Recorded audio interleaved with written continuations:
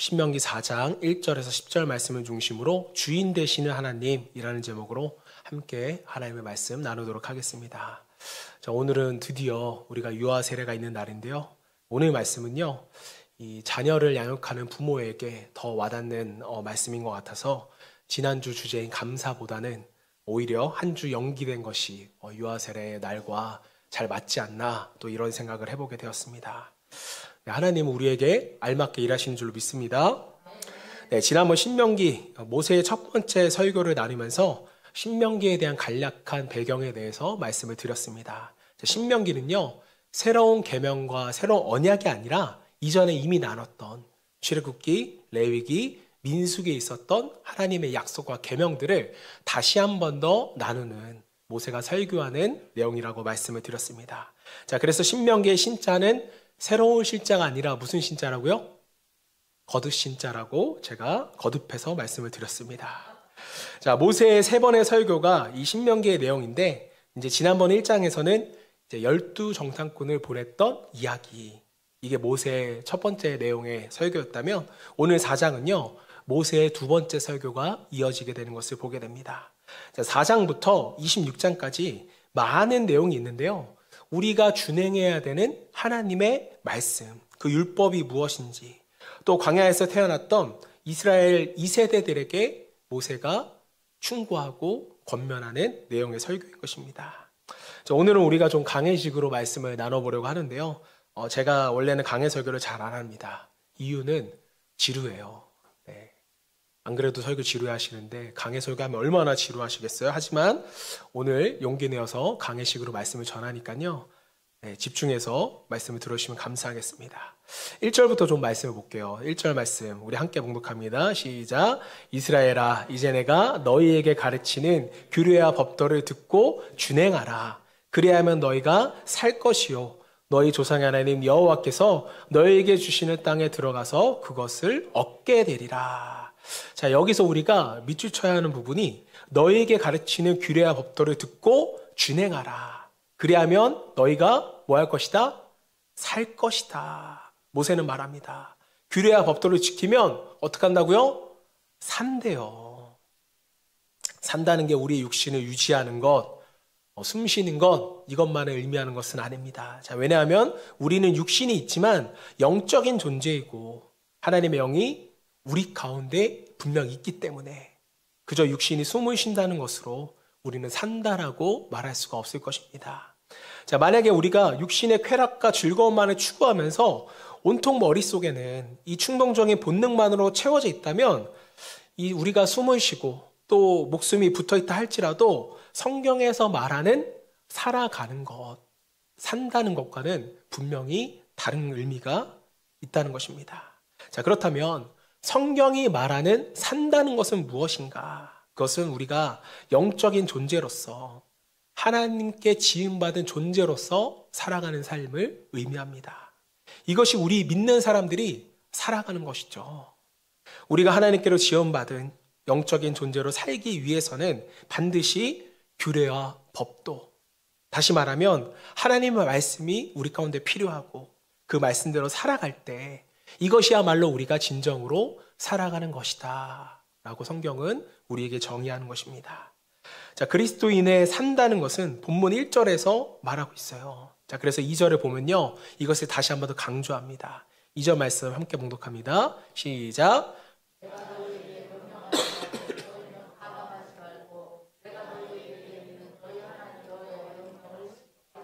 자, 왜 명령을 지키래요? 우리가 하나님의 규례와 명령을 지키는 것만이 우리가 잘 살아가는 것이기에. 그래서 명령은 더하거나 빼서는 안 된다고 말합니다. 왜 그럴까요?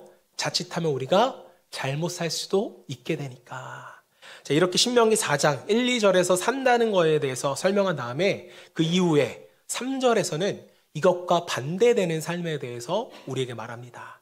살아가는 것 반대, 즉 죽어가는 삶, 잘못된 삶에 대해서 우리에게 말씀을 해요. 3절 말씀, 여호와께서 바알보올의 일로 말미암아 행하신 바를 너희가 눈으로 보았거니와 바알보올을 따른 모든 사람을 너희의 하나님 여호와께서 너희 가운데서 멸망시키셨으되.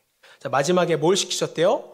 멸망 시키셨을 때 분명히 살아가는 삶, 사는 삶도 있지만 인간의 삶 중에는요, 멸망하는 삶도 있다라는 거예요. 어떤 삶이 멸망하는 삶이냐? 첫 줄에 바알볼의 일을 행하면 멸망한다는 것입니다. 자, 바알은요, 우리가 잘 알다시피 가나안의 신 중에 하나죠. 비를 주관하는 신이 바알이고요. 자, 바알이라는 신을 섬겼던 이를 바알 부올이라고 표현을 한 것입니다. 이제 부올이라는 것은 지명의 이름이잖아요. 민수기 25장에 나왔던 이야기입니다. 자, 여러분, 바알이라는 우상은요, 하늘에서 비를 내리는 신이에요. 자, 그리고 항상 바알하면 세트로 나오는 신이 있어요. 어떤 신이죠? 바알과 아세라죠. 아세라는요, 땅의 신입니다. 이 곡식을 내리는 신이에요. 하늘에서 비를 주고 땅에서는 곡식을 내고, 이제 둘이 환상이 아니죠. 환장의 커플인 거예요. 항상 부처럼 등장을 합니다. 자, 그런데 이 바알과 아세라를 섬긴다고 할 때는요, 이 우상을 숭배하는 행위에는요, 항상 성적인 타락의 문제가 발생을 하게 됩니다. 자, 이게 왜 그러냐면, 당시 가나안 사람들은요, 이 두 신이 성적인 관계를 맺어야만 비가 내릴 수 있고 곡식이 자랄 수 있다라고 믿었어요. 자, 그래서 이 신들을 흥분시키려면 어떻게 해야 되냐? 인간이 성적인 행위를 해야 된다고 생각을 했습니다. 자, 그래서 항상 이 우상 숭배를 하는 그 상황에는요, 성적인 타락이 나타났다는 것이죠. 자, 그런데 이 말도 안 되고 음란하고 가증한 우상 숭배에 누가 참여를 했어요? 이스라엘 백성들이 참여를 한 것입니다. 자기들도 곡식을 많이 걷고 싶어서 성적으로 타락하는 죄악을 범하게 된 것입니다. 이게 여러분 성경이 말하는 바알볼들의 일들인 거예요. 이 사건 때문에 이스라엘 백성들이 연병하게 됩니다. 연병은 전염병이죠. 병으로 하루아침에 24,000명이 죽었다고 성경은 말합니다. 우상 숭배에 대한, 성적인 타락에 대한 분명한 대가, 망하는 삶이었던 것입니다. 자, 모세가 두 번째 설교로 말하고자 하는 것이 무엇이었어요? 규례와 명령을 안 지키면 멸망한다는 거예요. 다 죽는다는 것입니다. 자, 지금까지 살펴본 신명기 4장 1절에서 3절까지 내용만 보더라도 하나님께서는요, 우리가 잘 사는 것이 어떤 것이고 잘 못하는 것이 어떤 것인지에 대해서 우리에게 아주 명확하게 가르침을 주셨습니다. 자, 여러분 꼭 기억하시길 바라요. 잘 못하는 사람, 하나님을 떠난 삶은 반드시 우상을 찾게 되어 있다는 것입니다. 교회를 떠나면 여러분 무교가 되는 것 같지만 아니에요. 교회를 떠나면 다른 우상을 숭배하는 우상 숭배자가 되는 것입니다. 자, 왜 그럴까요? 우리가 하나님께로부터 지음받은 영적인 존재인데 하나님을 떠나잖아요? 하나님께 공급을 받지 못하잖아요? 그러면 인간에게는요, 영적인 허기가 다가오게 됩니다. 갈급함이 생기게 된다는 것이죠. 이 갈급함이 채워지지 않으면 영적인 공허함까지 오게 되는 것입니다. 자, 그리고 인간은요, 반드시 이 공허함을 무엇이든지 간에 채우려고 한다는 거예요. 자, 근데 인간의 방법으로 이 영적인 공허함이 과연 채워질까요? 안 채워집니다. 그러니까 뭘 하게 돼요? 점보고 굿하고 타종교에게도 가게 되고 우상숭배에 빠지게 되는 것이죠. 자, 그렇다면 우상이 과연 이 영적인 공허함을 채워줄 수 있는 것인가? 여전히 아니죠. 영적인 것을 채워주지 못하니까 우상숭배는 뭘로 가게 돼 있어요? 육적으로 가는 원리가 더해지는 것입니다. 성중독, 마약 중독, 도박 중독, 이게 우상숭배의 영적인 중독의 원리예요. 자, 현대 영성가로 가장 유명하신 분 중에 이제 리처드 포스터 목사님이 계십니다. 제가 설교할 때 굉장히 이 책을 많이 소개하는데요. 현대의 세 가지 가장 강력한 우상에 대해서 책을 쓰셨는데 그 세 가지가 돈, 성, 권력입니다. 책을 보시죠. 자, 그렇다면 여러분 한번 생각해 보세요. 인간이 이 세 가지 없이 과연 살아갈 수 있을까요? 아니에요. 이 세 가지가 있어야 인간은 살아갈 수 있다는 것입니다. 여러분 돈 없이 살아갈 수 있어요? 못 살아요. 돈이 있어야 살죠. 또 사람이 또 존중받고 존경받고 자기가 열심히 해서 높은 지위와 명예를 갖는 것은요, 결코 나쁜 일이 아니라는 것입니다. 여러분 우리에게 성이란 게 없으면 다음 세대가 있을 수 있어요? 아니죠. 성도 정확하게는 하나님께서 우리에게 허락하신 기쁨의 선물이에요. 다 우리에게 필요한 것입니다. 자, 그렇다면 문제는 무엇인가? 이것을 우리가 필요가 아닌 우상으로 만드는 것이 문제라는 거예요. 이것을 쫓아가는 것이 문제인 것입니다. 돈에 미치고, 권력에 미치고, 성에 미치고, 이러면 하나님을 점점 떠나 살 수밖에 없는 그런 존재가 될 수밖에 없습니다. 바알 보올의 일, 특별히 성적인 쾌락에 빠져 그것을 추구했던 이스라엘 백성들을 멸망하게 하신 그 사건이 여러분 바알 보올 일 아니겠습니까? 당장은 쾌락에 빠져 즐거울지는 모르겠지만, 당장은 허전한 마음을 채워줄 수 있을지 모르겠지만, 여러분 이 영적인 허기는 결코 채워질 수 없는 것입니다. 이것이 하나님을 떠나 살아가는 사람들에게 궁극적인 만족이 될 수는 없다. 자, 사랑하는 성도 여러분, 여러분들은 리처드 포스터 목사님이 말씀하신 돈, 성, 권력, 이 본능에 의한 세 가지 영역에서 여러분들은 자유로울 수 있을 거라고 생각을 하세요? 여러분들이 두 주먹 불끈 쥐고 나는 절대 이것에 넘어가지 않으리라 100번 마음 먹으면 절대 안 넘어가시리라 다짐하세요? 혹 나는 하나님에 대한 분명한 체험이 있기 때문에 나는 이것에 넘어갈 자신이 없어. 안 넘어갈 거야. 이렇게 생각하시는 분도 계시나요? 여러분, 이스라엘 백성들은요, 애굽에서 10가지 기적을 체험했어요. 홍해를 가르는 것을 직접 경험했습니다. 만나와 메추라기를 공급받았어요. 여리고 성이 어떻게 무너지는지를 그들이 생생히 보았습니다. 자, 하지만 그런 기적을 경험했던 그들도 이 세 가지 본능적인 영역에서는 자유롭지를 못했어요. 왜일까요? 왜 수많은 기적을 체험한 그들은 결국 넘어졌을까요? 한번 생각해 보세요, 여러분. 배고픈 거 여러분 참을 수 있으세요? 지금 막 눈꺼풀이 내려와서 졸리실 수 있는데 졸린 거 참을 수 있으시나요? 아니죠. 배고픈데 계속 참으면 어떻게 돼요? 죽어요. 졸린데 계속 참으면 어떻게 돼요? 죽어요. 제가 말씀드리고 싶은 건 뭐냐면 이만큼 본능이라는 것을 우리가 제어하기라는 힘든다는 거예요. 그래서 성경은 그 본능을 우리 스스로 제어하라고, 우리가 알아서 처리하라고 성경은 말하지 않습니다. 자, 이 본능을, 이 우상을 쫓는 이 마음을 어떻게 하면 이길 수 있는가? 성경이 제시하는 유일한 방법은요, 하나님과 가까워지라는 것입니다. 너희가 하나님과 붙어 살라는 거예요. 이게 사는 유일한 방법이다. 이게 육신의 소욕을 이길 수 있는 유일한 방법이라고 성경은 우리에게 말합니다. 본문 4절 말씀 보세요. 함께 봉독해 주겠습니다. 시작. 오직 너희 하나님.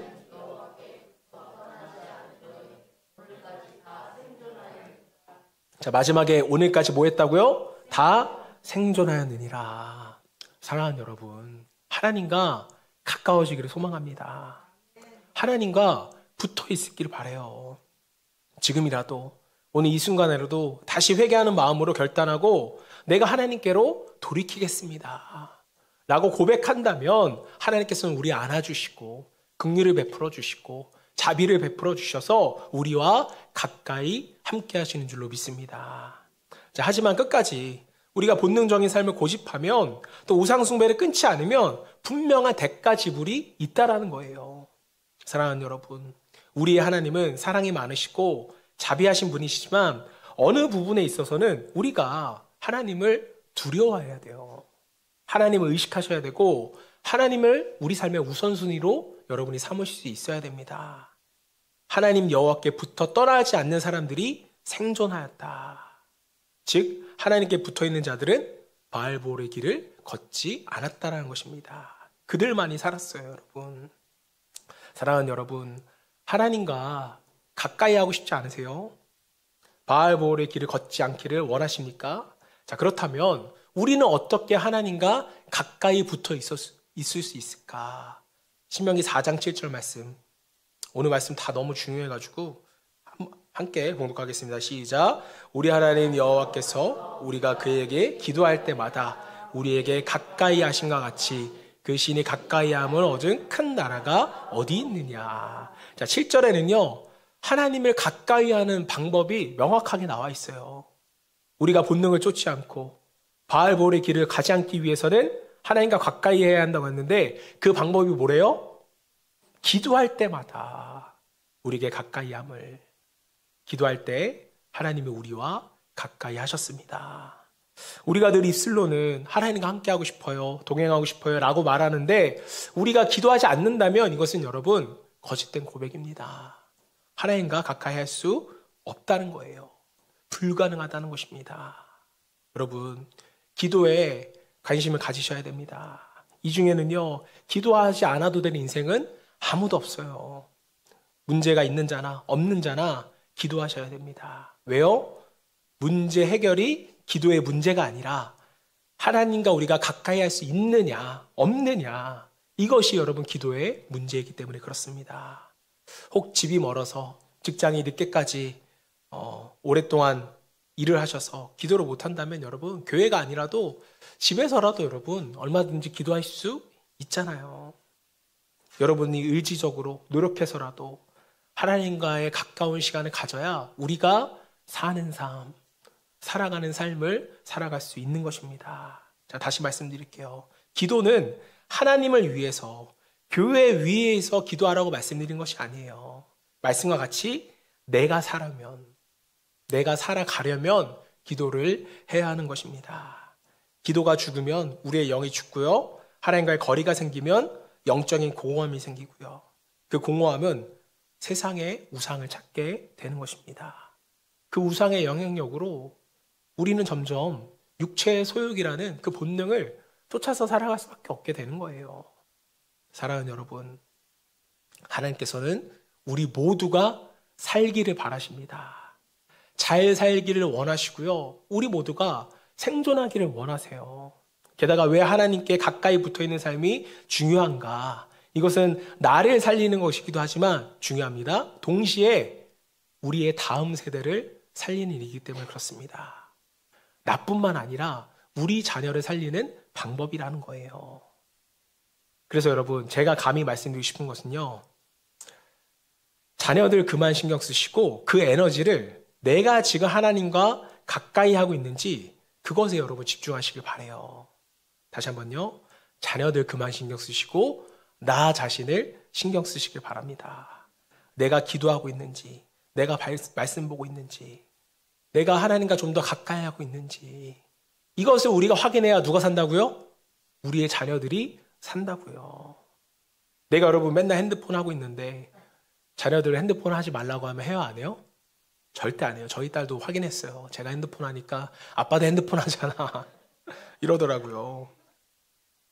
나는 맨날 드라마 보면서 자녀들한테 유튜브 보지 말라고 말하면 과연 그게 효과가 있을까요? 없어요.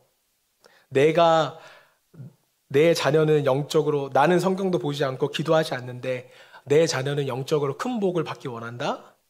여러분, 이런 일은 불가능하다는 것입니다. 부모가 영적으로 죽으면 자녀도 영적으로 죽는다는 거예요. 자녀는 정확하게 부모의 결과물인 것입니다. 부모와 성령 충만할 때 비로소 자녀들에게 영적인 유산이 흘러 들어가요. 9절 말씀 여러분 보세요. 모세가 어떻게 말하고 있어요? 자, 1절부터 8절까지 우리가 사는 법과 죽는 법에 대해서 말하고 난 뒤에 너희는 사는 법을 선택하라고 이제 모세가 강력하게 말한 뒤에 9절을 말하고 있는 거예요. 9절 말씀 함께 봉독합니다. 시작. 오직 너는 스스로 상가며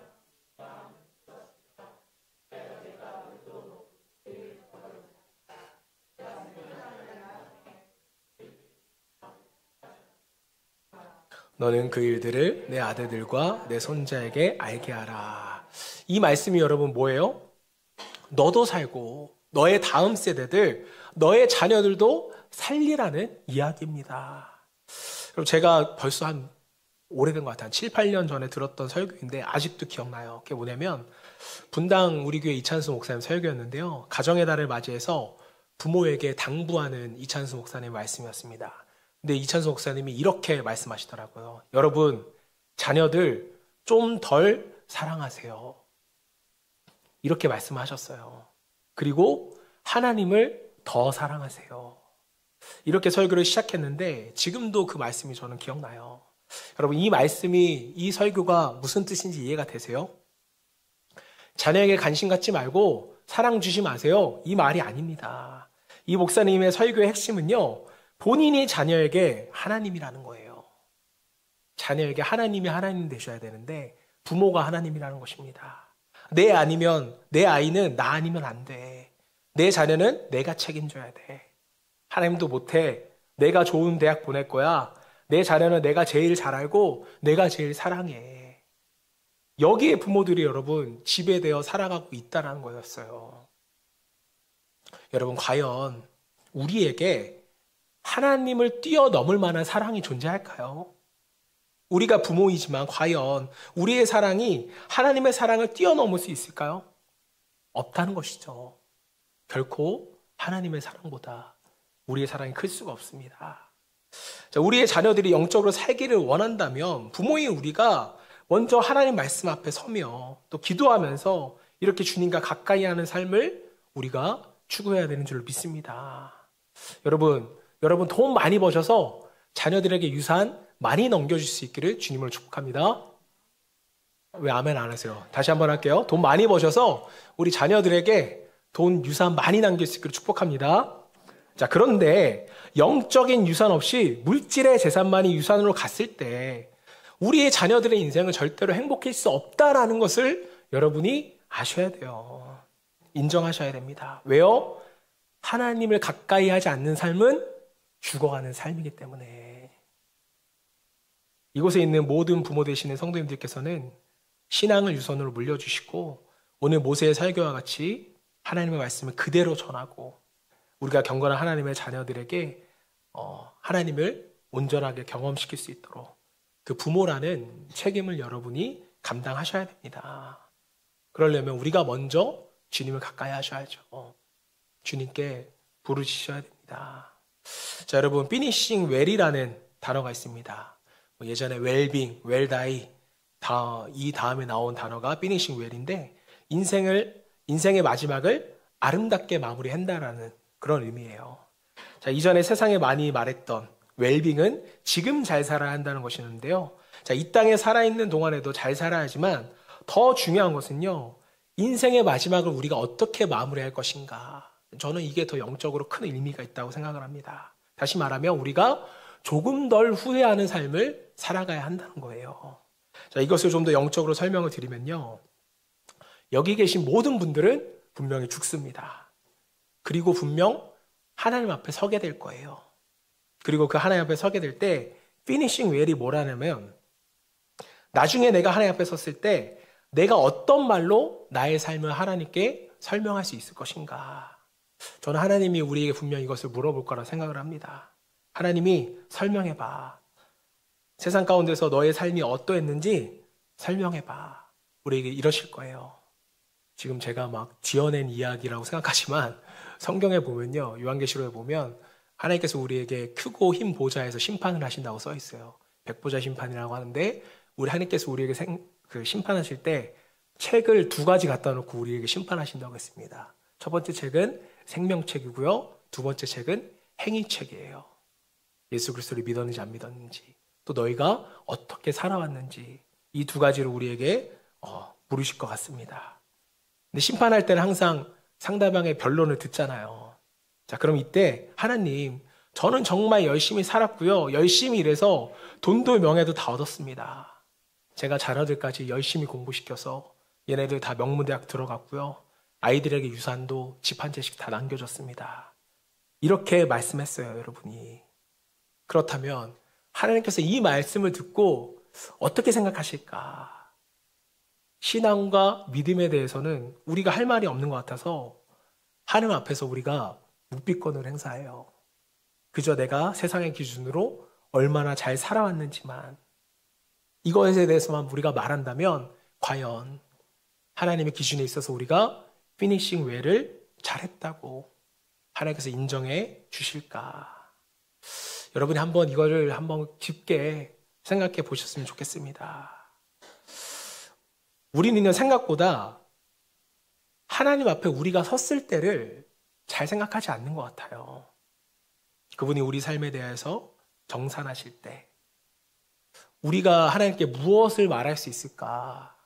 우리는 이것에 대해서 전혀 두려워하지 않는 것 같습니다. 하나님께서 원하시는 답은요, 주님, 제가 풍파가 많은 인생 가운데서도 주님을 붙잡고 주님과 가까이 하기 위해서 내가 살아왔습니다. 이렇게 고백하는 것이 여러분 저는 피니싱 웰이라고 믿습니다. 그리고 하나님, 내 자녀들도 내가 경험한 하나님을 영적인 유산을 물려주기 위해서 애썼습니다. 이렇게 말한다면 여러분, 이것이 바로 착하고 충성된 종의 삶이 아닐까, 또 칭찬받는 삶이 아닐까요? 지금 계속 자녀들 이야기가 나오고 그러니까 이게 자녀가 없는 분들을 방심하시고 계실 수도 있는데, 여러분 젊다고 방심하지 마세요. 인생은 한순간입니다. 우리는 항상 피니싱 웰, 지금을 준비하셔야 되는 것입니다. 자, 오늘 신명기를 썼던 모세는요, 제 생각에는 이 피니싱 웰을 잘 준비했던 그러한 지도자였던 것 같습니다. 가나안 땅에서 무려 40년 동안 그 수많은 이스라엘 백성들을 이끌고 온 다음에 그 종착지에 지금 와 있는 거잖아요. 여러분, 말이 40년이지 여러분. 40년 동안 이스라엘 백성들이 말이라도 잘 들었어요? 아니잖아요.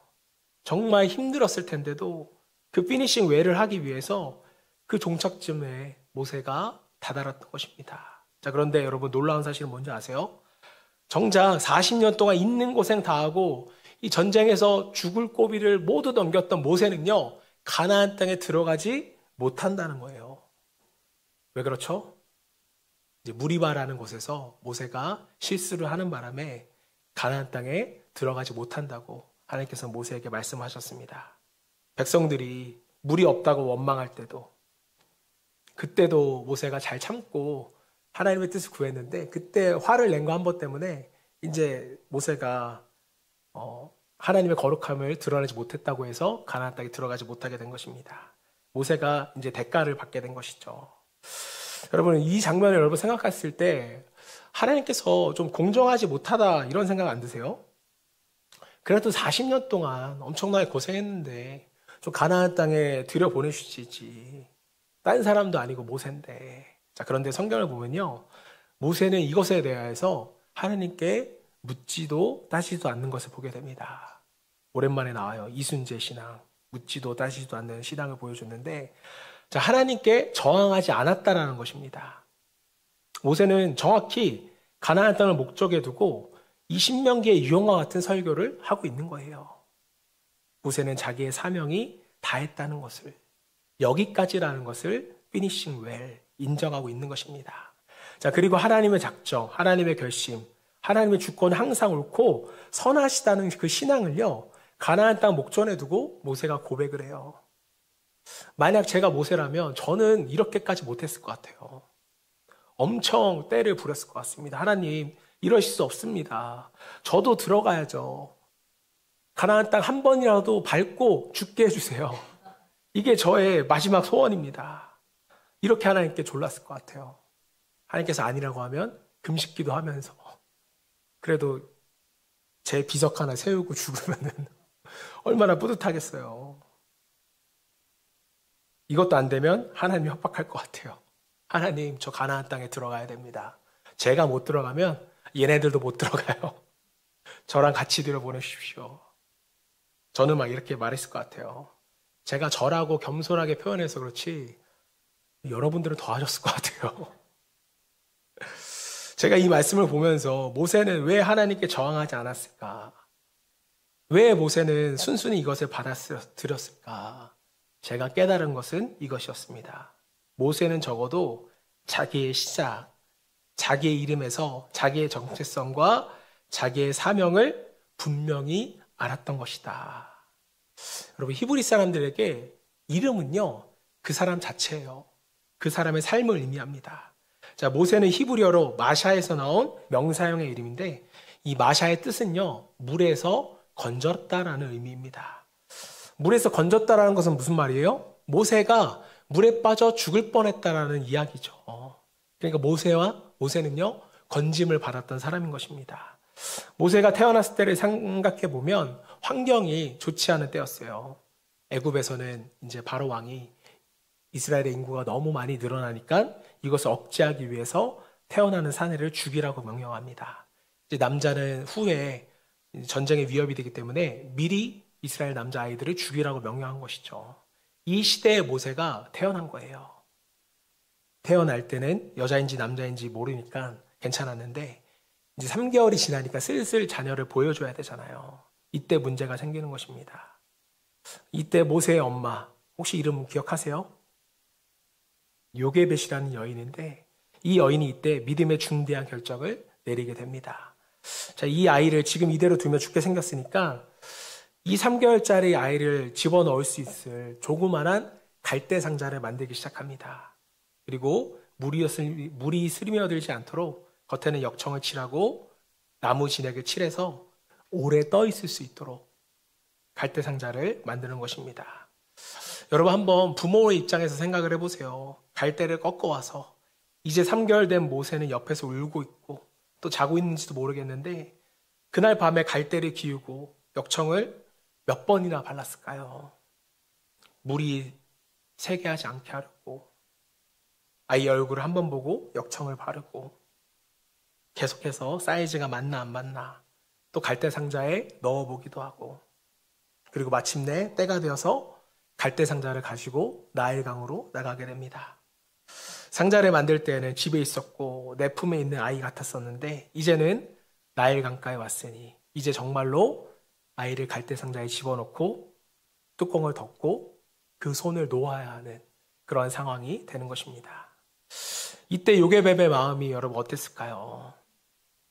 여러분의 자녀가 그 갈대 상자에 있는데 놓으면 죽을 것 같은데 그 잡은 손을 뗄 수 있으시겠어요?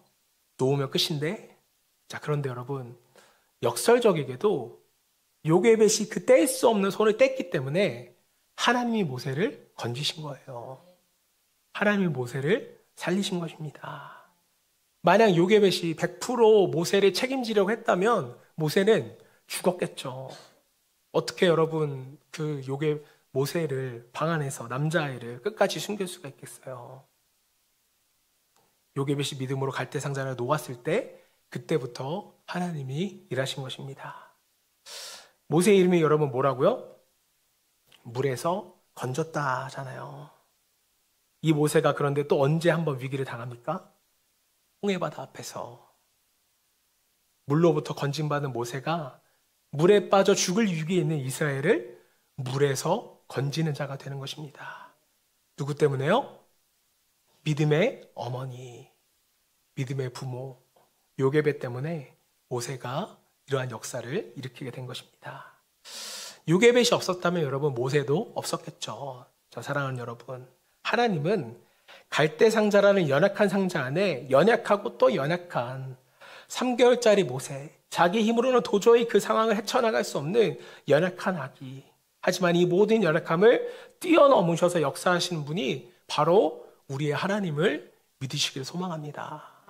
오늘 유아 세례를 받으시는 부모님들, 또 지금 자녀를 키우고 있는 부모님들, 여러분이 이 아이를 100% 책임질 수 없어요. 살릴 수 없습니다. 오늘 갈대 상자에 모세를 넣는 요게벳의 마음으로 하나님 앞에 맡겨드릴 수 있기를 소망합니다.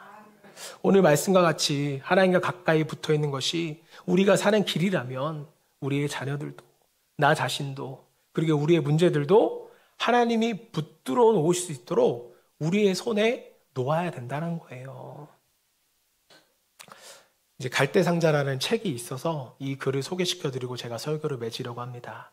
이 책은 한동대 설립대 총장이셨던 김영길 박사님의 아내인 김영애 사모님께서 하나님께서 한동대를 세우셨을 때 역사하셨던 그 일들을 적은 책인데요. 제가 축약해서 설명을 드리고 싶은데 내용이 너무 좋아서 제가 그냥 원문 그대로 읽어드릴게요. 잘 따라오시면 되겠습니다. 사람의 눈으로 보기에 갈대상자는 절망의 상자이며 불행의 절정이다. 갈대상자는 불행한 시대에 어떻게 하다 보니 태어나 어머니로부터 버림받아 나일강에 버려진 무의미한 상자에 불과했다. 그러나 그 갈대상자를 뚫어지게 주목하여 보시는 분이 계셨다.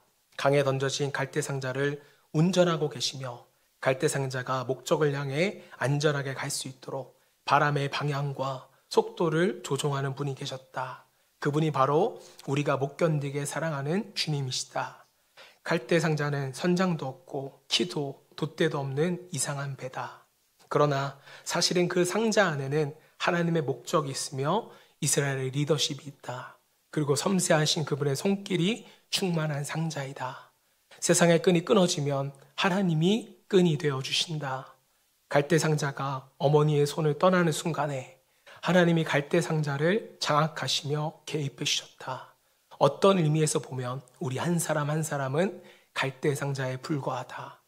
어떻게 하루하루를 살아갈 것인지, 말도 안 되는 고난의 끝은 언제인지, 도대체 하나님은 나를 살릴 것인지 죽일 것인지, 이러다가 내 인생이 이렇게 끝나는 것은 아닌지 날마다 불안하고 날마다 두렵고 날마다 걱정이 태산이다.